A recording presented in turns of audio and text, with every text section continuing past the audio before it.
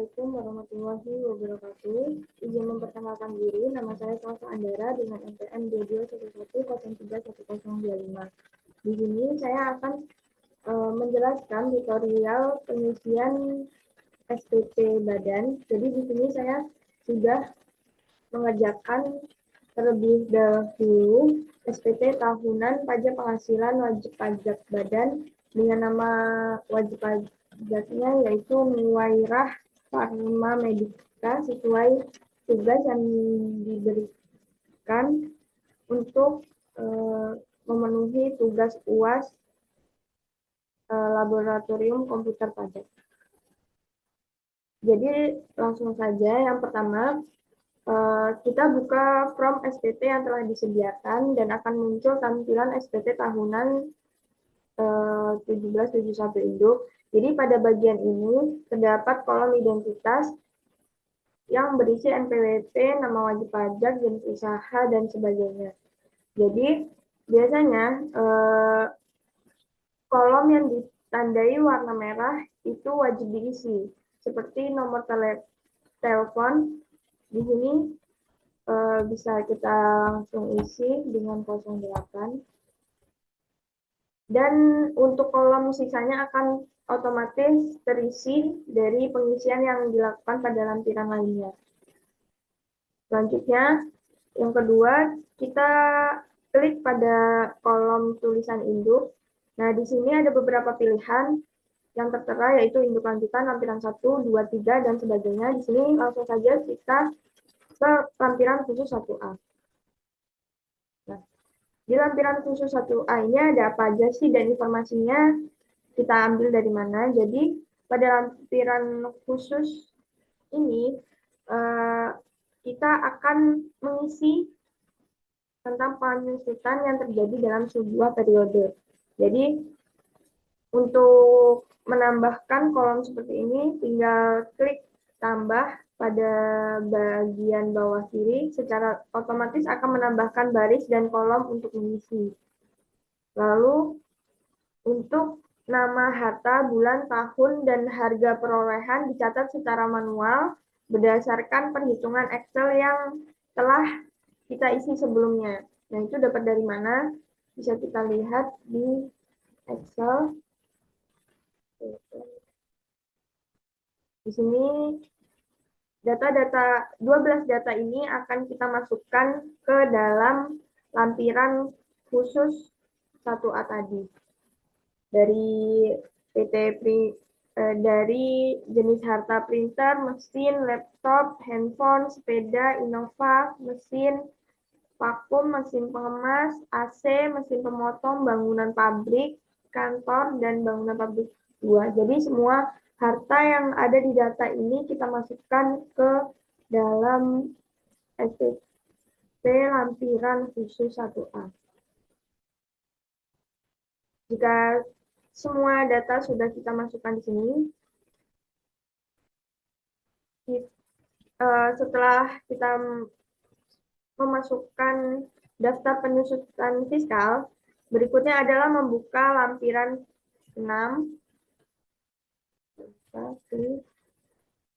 Nah, di sini ada apa aja sih? Jadi pada lampiran ini perlu kita mengisi para pemangku kepentingan dengan jumlah modal yang mereka setorkan. Jadi informasi ini dapat dilihat di Excel pada lampiran LPK. Kita lihat bersama. Lampiran LPK ini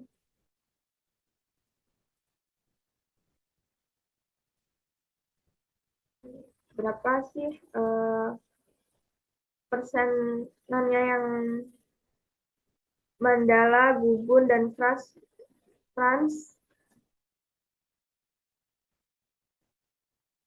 setorkan, yaitu Mandala 45, Gugun 30, dan Trans 25.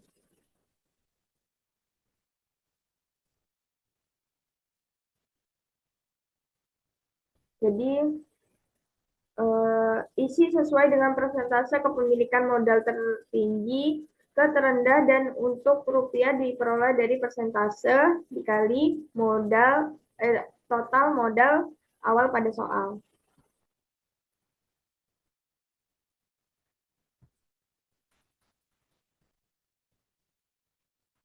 Jika sudah, jumlah penyetoran modalnya 1.500.000.000.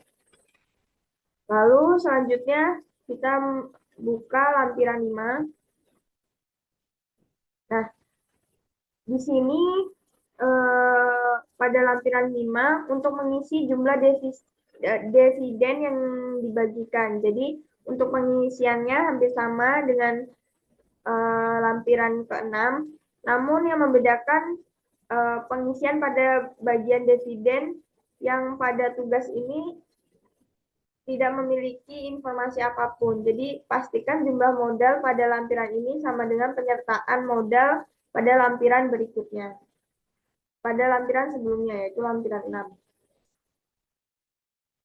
Nah, di sini informasinya sama, bisa kita lihat di Excel tadi, dan memiliki jumlah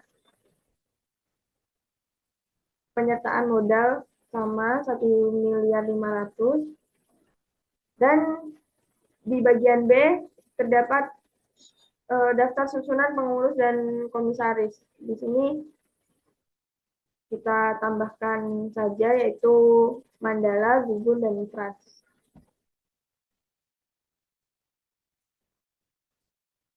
Lalu selanjutnya kita buka lampiran 4. Nah, di lampiran 4 ini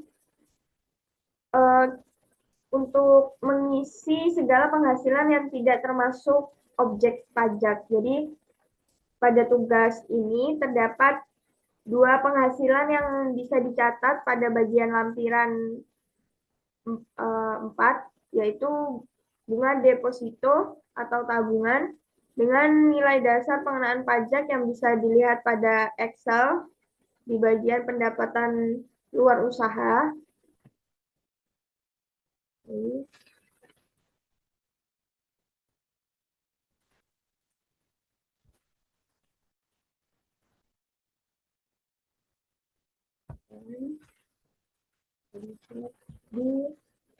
pendapatan luar usaha, yaitu pendapatan bunga dan deposito. Ini sejumlah 45 yang berlaku 20% dan penghasilan penyewaan tanah diisi dengan nominal dari pendapatan sewa tempat parkir senilai 40 juta dengan tarif 10%. Jadi pada pengisian lampiran ini mendapatkan PPh terutama perusahaan. Informasinya terdapat pada Excel dari pendapatan di luar usaha.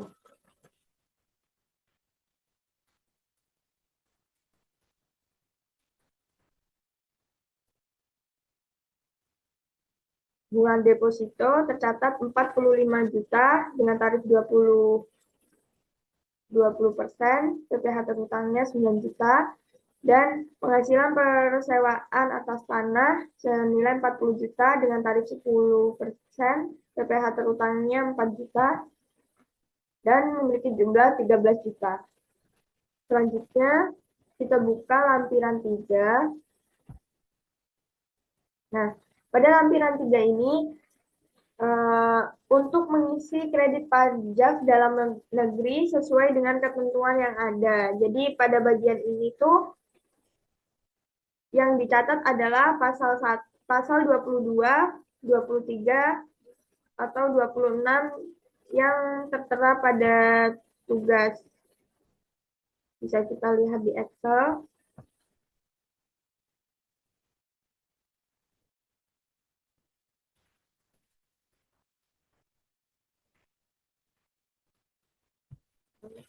Nah, di sini PPh pasal 22 impor pada PT Crispy, lalu pasal PPh pasal 23 PT ABC, dan pasal 22 dari Bendahara Kementerian Pertanian.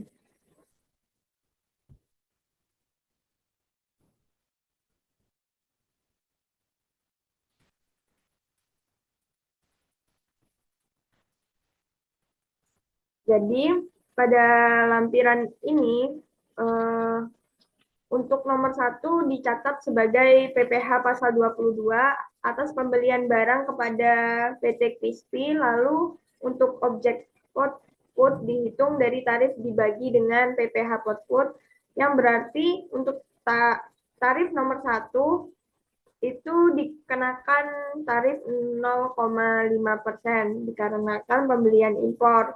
Lalu untuk informasi lainnya diisi sesuai kebutuhan seperti PT ABC, ini tarifnya 2% karena merupakan imbalan jasa. Lalu yang bendahara Kementerian Pemerintahan itu tarifnya 1,5% sesuai dengan tarif untuk pembelian oleh bendaharawan pemerintah. Lalu kemudian, jika semuanya sudah terisi, kita ke lampiran 2. Nah, di lampiran 2 ini, kita dapat mengisi untuk penghasilan perusahaan. Jadi diisi secara manual pada kolom yang berwarna putih. Nah, untuk kolom HPP diisi akun pembelian yang ditambah dengan biaya gaji supir dan sewa mobil angkut sebagai penambahan HPP persediaan awal dan akhir. Lalu untuk pengisian biaya diisi menyesuaikan informasi yang ada di Excel. Nah, untuk pembelian barang, harga pokok penjualan sebesar 35.550.000 rupiah. Untuk gaji upah bonus, biaya lainnya sebesar 1.516.000 rupiah, biaya transportasi sebesar 260 juta, biaya penyusutan dan amortisasi sebesar 165.600, biaya sewa 160 juta, biaya bunga pinjaman sebesar 20 juta, biaya piutang tidak tertagih tidak ada, langsung ke biaya royalti sebesar 50 juta, biaya pemasaran 76 juta, biaya lainnya 843 juta dan 19 juta, lalu persediaan awal 2.500.000 juta, dan persediaan akhir sebanyak 400 juta. Jika sudah, setelah itu kita dapat membuka lampiran 1. Nah, pada lampiran 1 ini dapat diisi dengan penghasilan neto komersial, isi pada bagian kolom yang berwarna putih. Karena kolom yang berwarna kuning ini akan terisi secara otomatis dari data sebelumnya. Jadi untuk nomor 4, diperoleh dari penghasilan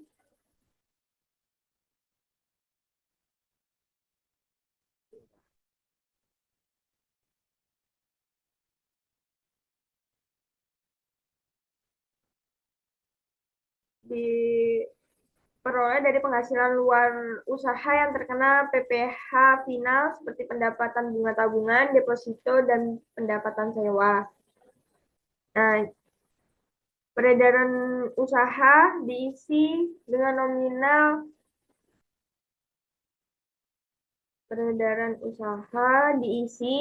nominal penjualan neto dan pendapatan di luar usaha diisi dengan yang sesuai di Excel. Kita lihat.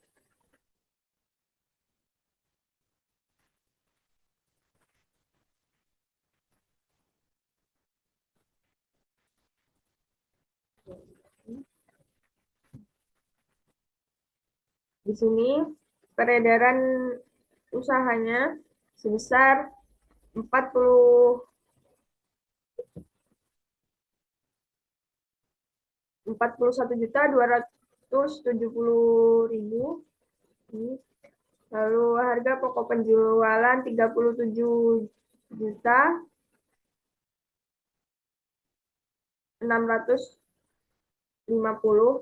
Jadi informasinya terdapat pada kolom jawaban di Excel.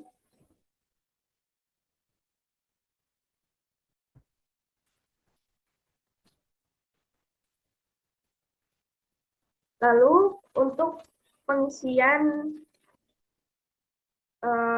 penyesuaian fiskal diisi sesuai dengan perhitungan Excel yang telah dilakukan. Jadi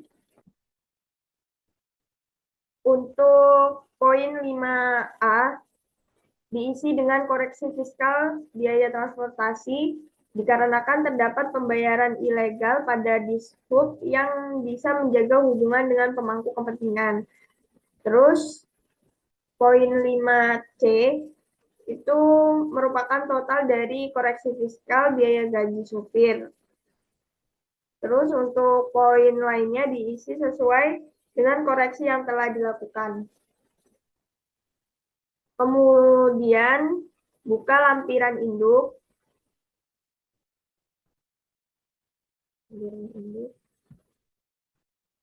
Nah, pada bagian ini yang perlu diperhatikan adalah harus mengisi kompensasi kerugian yang bisa diklik pada poin tersebut. Akan muncul lampiran khusus 2A. Kompensasi kerugian fiskal. Nah, di sini langsung kita di lampiran khusus 2A.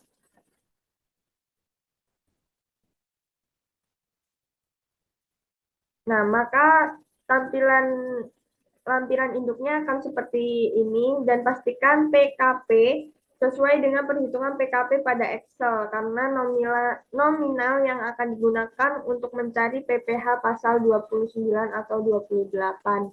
Kemudian akan terlihat nilai PPh terutang yang harus sesuai dengan perhitungan Excel. Kita balik lagi ke induk.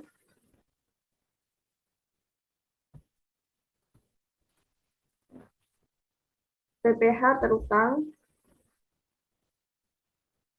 Kemudian isi PPh pasal 25.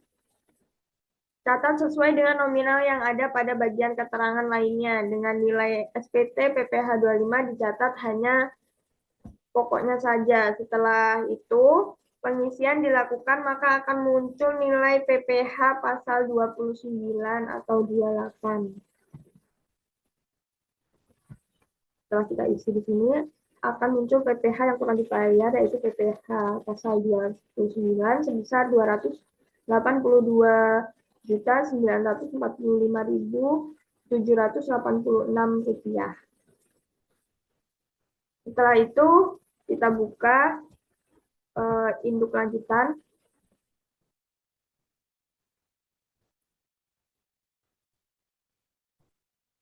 Nah, pada lampiran ini terdapat bagian 8A yang harus kita buka. 8. Nah, ini. Nah, pada lampiran ini, lampiran 8A untuk mengisi elemen laba rugi dan keuangan sesuai Excel yang telah kita buat, dan pastikan semua bagian antara nilai aset dan liabilitas sama dengan laba bersih yang dihasilkan sesuai dengan perhitungan Excel. Dan yang terakhir pengisian elemen laba rugi. Kita lihat di Excel ada kolom laba rugi.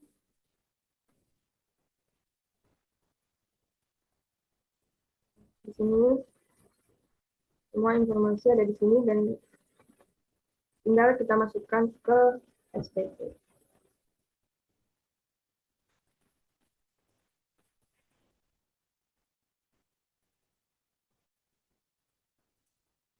Setelah itu dapat langsung kita simpan atau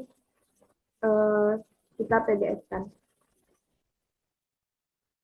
Sekian tutorial pengisian SPT tahunan pajak penghasilan wajib pajak badan. Dari saya, jika ada kesalahan saya memohon maaf. Saya akhiri. Wassalamualaikum warahmatullahi wabarakatuh.